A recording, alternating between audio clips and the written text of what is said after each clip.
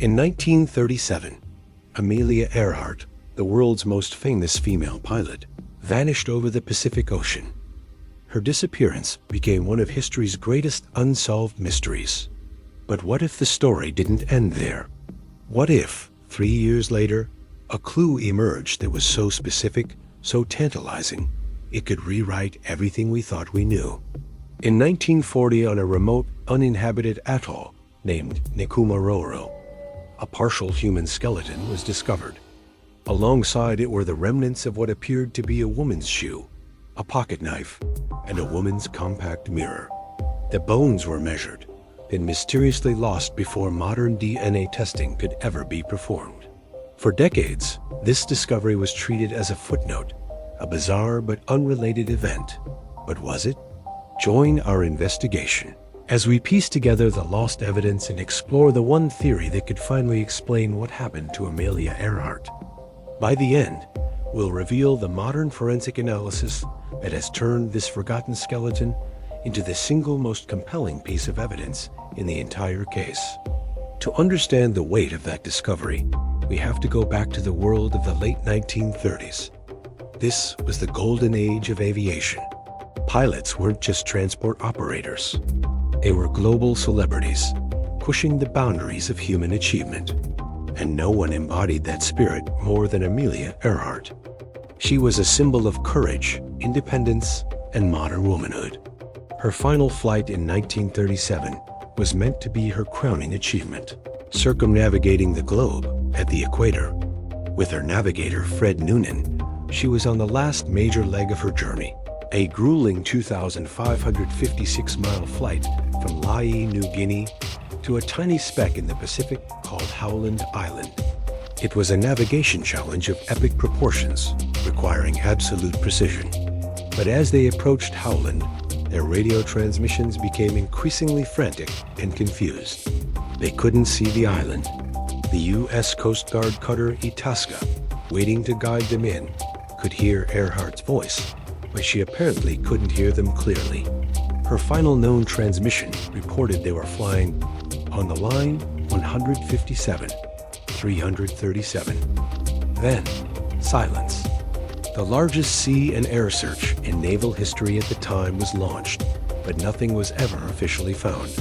The world was left to assume her Lockheed Electra 10E had run out of fuel and crashed into the immense, unforgiving Pacific. The official narrative was sealed, lost at sea. But a small, dedicated group of researchers at the International Group for Historic Aircraft Recovery, or TIAR, refused to let the story end there. They started looking not at where Amelia was supposed to be, but where she might have ended up if her navigation was just slightly off. The flight line she mentioned, 157, 337, cuts directly through the vicinity of a small deserted island, then known as Gardner Island, now called Nikumaroro. It's a coral atoll, a narrow strip of land surrounding a lagoon, about 400 miles southeast of her intended destination. TIAR hypothesized that if Earhart and Noonan missed Howland Island, with dwindling fuel, they might have searched for an emergency landing spot. Nikumaroro, with its flat reef, would have been a viable, though treacherous, option at low tide. This theory proposes they didn't crash into the ocean, but crash-landed on the reef, becoming castaways.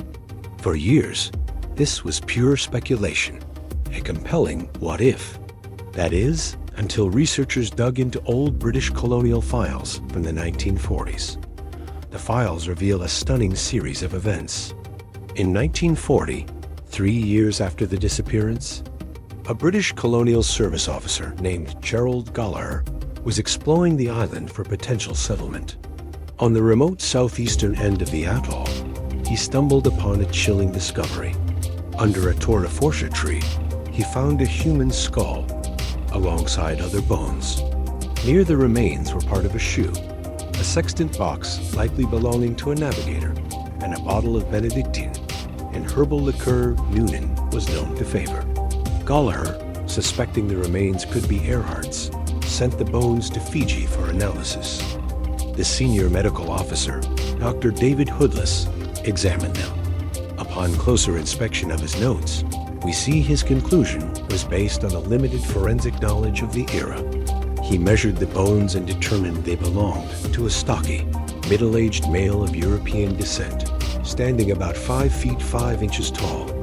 With that, the bones were dismissed as irrelevant to the Earhart case, and tragically, were subsequently lost, preventing any future analysis.